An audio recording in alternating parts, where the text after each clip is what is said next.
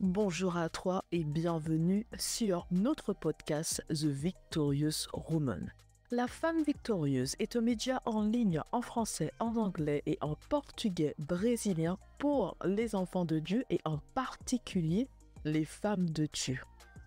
N'hésite pas à visiter notre site lafemmevictorieuse.com pour accéder à nos prières et au blog pour les femmes de Dieu. Allez, tout de suite, notre épisode du jour. Hello les victorieux, j'espère que vous vous portez bien. Moi ça va, donc on se retrouve aujourd'hui pour un nouvel épisode du podcast de La Femme Victorieuse. Alors en vrai, j'avais déjà préparé un sujet et tout qui était, je trouve, assez important. Et pendant que je préparais le sujet, j'avais pas spécialement la conviction qu'il fallait que je puisse vous le partager maintenant. Donc, on commence le podcast sans sujet véritable. Mais en vrai, le Seigneur a juste mis sur mon cœur là de pouvoir vous partager comment expliquer les émotions que j'ai traversées ces derniers jours, ces dernières semaines. Je ne sais pas si ça vous est déjà arrivé, en fait, d'arriver à un stade où vous remettez énormément de choses en question. Vous doutez de si c'est le bon chemin que vous avez pris, si les choix que vous avez faits étaient les bons, etc., etc. Mais en fait, j'étais plus dans une dimension où, Seigneur, en vrai, je veux faire ta volonté. Je veux faire ta volonté et je veux m'assurer que ce que je fais, c'est bien ce que tu attends de moi. Donc, je ne sais pas si vous avez vu l'épisode sur YouTube où je parlais de... Le thème, c'était ton année n'est pas encore terminée. Où j'expliquais en fait que au mois de juin, on est au mois de juin du coup, et on est au 6e mois de l'année. Et il est encore temps de faire, de se remettre euh, entre guillemets les pendules à l'heure et s'assurer que la direction qu'on prend est bien la bonne et qu'on puisse faire les pas de foi qu'il faut qu'on fasse pour pouvoir continuer l'année. Mais en fait, tout cela, c'est vraiment dû à, en fait, ce que moi, je vis en ce moment, donc personnellement, ce par quoi je traverse, dans le sens où c'est vraiment important pour moi de m'assurer que les décisions que je puisse prendre soient vraiment conduites par le Saint-Esprit. Il y a quelque chose qui m'a assez peinée. Donc, il y a quelques jours de cela, on a appris le décès d'une femme d'une femme que je ne connaissais pas personnellement, mais son mari, qui est pasteur, est très connu. Et en fait, ça m'a énormément attristée. Ça m'a énormément attristée de voir le décès de cette femme. Et, euh, et en fait, c'est vraiment, quand c'est arrivé, j'étais déjà dans cette phase où, Seigneur, en vrai, là, tu m'appelles à quoi exactement? Parce que je ne veux pas perdre mon temps. Et en fait, par rapport à cette tragédie qui est arrivée, vraiment, je regardais les commentaires, etc. Et ce qui ressortait le plus souvent, c'était assurez-vous. Assurez-vous que ce que Dieu vous a demandé de faire, que vous le fassiez parce qu'on ne connaît ni le jour ni l'heure, on ne connaît rien du tout. On ne connaît pas le moment, on ne connaît pas les circonstances. En fait, on ne connaît rien en sachant que cette personne, elle est décédée, c'est pas comme si elle était malade. Elle est jeune, elle est décédée brutalement comme ça. Et en fait, vraiment, là, au travers de ce podcast, et au travers de ce podcast, vraiment, je vous encourage à prendre ce temps durant ce mois, si vous écoutez le podcast après, au moment où vous l'écoutez, peu importe, mais à vraiment prendre conscience que, c'est une grâce que nous soyons vivants. C'est une grâce que nous puissions respirer, que nous ayons le souffle de vie. C'est une grâce aussi que Dieu nous fait de ne pas être malade, d'être en bonne santé. C'est une grâce. Et ceux qui sont malades, je prie vraiment que Dieu puisse vous faire grâce, mais dans la parole, c'est écrit que Jésus est mort et par ses meurtrissures, nous sommes guéris alors que vous recevez votre guérison au nom de Jésus. Mais vraiment, que le temps que vous êtes encore vivant, le temps que Dieu vous fasse grâce de pouvoir respirer, de pouvoir, euh, de pouvoir vous lever chaque matin, que vous preniez ce temps-là et que vous réalisiez effectivement qu'il y a des personnes qui ne se sont pas réveillées le matin et qui n'ont pas eu cette grâce-là et que vous puissiez vraiment chercher à faire ce que Dieu attend de vous. Que vous puissiez vraiment vous poser et vous dire, OK Seigneur, tu m'as donné des dons et des talents. Tu m'as mise dans une situation particulière. Tu m'as positionné à tel endroit, tel endroit, tel endroit. Seigneur, qu'est-ce que tu veux que je fasse?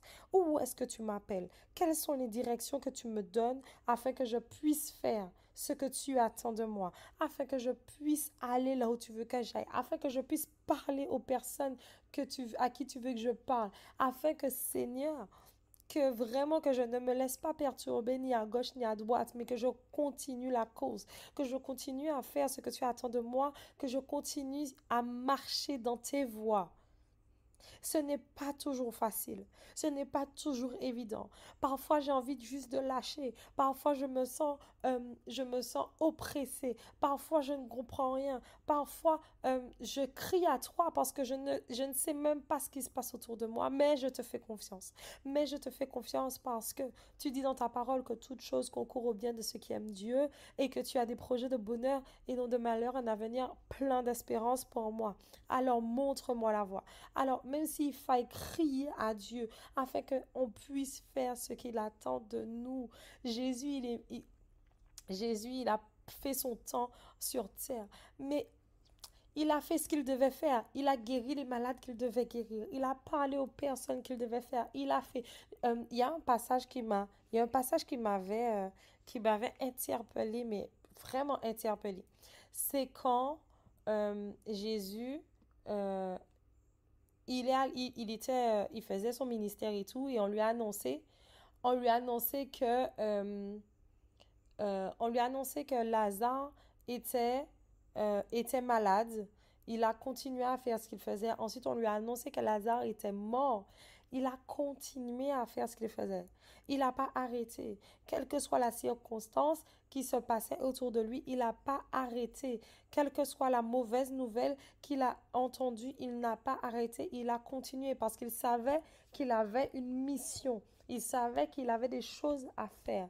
Et après, quand il eut terminé, il est allé et il a prié, il a prié afin que Lazare soit ressuscité.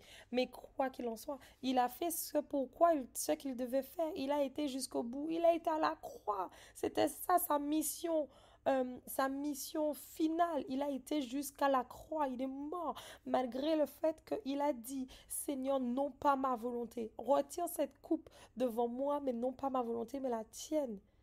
Il a été jusqu'à la croix, il a été jusqu'au bout. Alors que vraiment, que par cette grâce que Dieu nous donne, nous accorde de pouvoir être sur cette terre, quelle que soit la situation dans laquelle on est, quelle que soit notre situation financière, quel que soit l'endroit où nous habitons, enfin, il nous a fait grâce alors qu'on puisse vraiment faire ce que Dieu attend de nous. Vraiment faire. Il a dit, allez et faites de toutes les nations des disciples. Le ministère de la réconciliation, nous sommes tous aptes de parler de Dieu. Nous sommes tous aptes à pouvoir parler de la bonne nouvelle que Dieu nous a donnée, de la bonne nouvelle grâce à Jésus qui est mort à la croix pour nous sauver. Nous sommes tous aptes à cela et encore plus parce que dans la parole, Jésus qui dit, voilà les miracles qui accompagneront ceux qui auront cru. Ceux qui auront cru. Il y a un autre passage qui dit, et en fait, c'est la parabole du semeur où c'est écrit dans la Bible vraiment que Jésus nous dit que quand il nous donne des dons, des talents, qu'il faille les faire fructifier. Et que sinon, en fait, à celui qui le fera, du coup, qui va faire fructifier, on lui donnera encore plus. Et à celui en fait, qui n'a rien, on lui prendra même le peu de choses qu'il a. Donc, en tout cas, vraiment, au travers de ce podcast, je veux vous encourager à chercher la face de Dieu, à vraiment vous asseoir, vous poser, prendre le temps, un cahier, une feuille, un bic, la parole de Dieu à côté et dire, OK, Seigneur, je ne connais pas mon appel, je ne connais pas mes dons et mes talents, Mais là, là, à partir de maintenant, révèle-moi, Seigneur. Révèle-moi ce que tu attends de moi. Révèle-moi quels sont les dons et les talents que tu as mis en moi. Montre-moi afin que, Seigneur, que je ne puisse pas partir sur cette terre et que tu ne m'aies pas et que je n'ai pas fait, ce que tu attendais de moi. Et que je n'ai pas fait ce que tu attendais de moi. Pour les personnes qui connaissent le rappel, qui savent quels sont leurs dons et les talents, vraiment que vous puissiez demander à Dieu de vous conduire à vraiment, les projets qu'il souhaite que vous fassiez, les projets que vous avez sur le cœur, la mission qu'il vous a demandé, que vous puissiez être équipés et que vous puissiez vraiment avoir le discernement, avoir les révélations pour aller jusqu'au bout. Que nous ne puissions pas perdre notre temps sur cette terre, que vraiment nous ne puissions pas faire les choses vaines, que vraiment nous ne cherchions pas à satisfaire nos propres désirs, notre propre chair, plutôt que chercher à faire ce que Dieu attend de nous au travers de son royaume. Vraiment, il y a la parole qui dit que nous ne sommes plus, que le fait que nous soyons enfants de Dieu, que nous ne fonctionnons plus selon les désirs de la chair, mais que selon les désirs de l'esprit, et que nous sommes conduits par l'esprit. Alors vraiment, je prie que à partir de maintenant, que nous continuions à être conduits par le Saint-Esprit et que vraiment que nous puissions être et faire ce que Dieu attend de nous, que nous soyons la manifestation de cette personne, de ce que Dieu voit, de ce que Dieu voit et selon sa volonté. Que quand il nous avait formés dans le ventre de notre mère, quand il avait déjà écrit les projets, quand il avait déjà écrit les plans pour chacun de nous, que ça puisse se faire selon sa volonté, au moment où lui, il avait déjà décidé, au moment où lui, il s'attendait à ce que nous puissions le faire, que vraiment, que nous puissions matérialiser, que nous puissions démontrer la manifestation de Christ, que nous puissions faire toutes choses selon la volonté de Dieu, au moment où lui-même, il l'a décidé, que vraiment ça soit notre prière, que nous soyons vraiment disposés à faire ce que Dieu attend de nous. Donc, il y aura diverses saisons. Il y aura des saisons où, effectivement, on va devoir travailler plus, on va devoir être plus enseigné, on va devoir être plus formé. Et il y a des moments où, effectivement, le Seigneur attendra juste de nous, qu'on puisse prendre un temps de repos, qu'on puisse prendre un autre temps, autre chose. Mais quoi qu'il en soit, qu'on puisse vraiment discerner les saisons dans lesquelles... qu'on puisse vraiment discerner ce que Dieu attend de nous dans les saisons dans lesquelles il attend que nous puissions les faire. C'est vraiment ça et je nous encourage et je m'encourage également à pouvoir aller de l'avant avec Christ, à pouvoir marcher de gloire en gloire, de victoire en victoire selon la volonté de Dieu. En tout cas, j'espère que ce podcast vous a fait du bien. J'espère que à partir de maintenant, on est réaligné avec ce que Dieu attend de nous. Et voilà, je crois que c'est tout pour aujourd'hui. En tout cas, je vous embrasse et on se dit à la prochaine. Bye bye. Pour aller plus loin, tu peux t'inscrire à nos sessions de formation L'identité et la puissance de la femme selon Dieu ou encore nos séminaires sur la confiance en soi et sur la peur. Pour t'inscrire, tu as juste qu'à cliquer sur un des liens qui se trouve dans le descriptif. Merci d'être resté avec nous jusqu'à la fin et à très bientôt!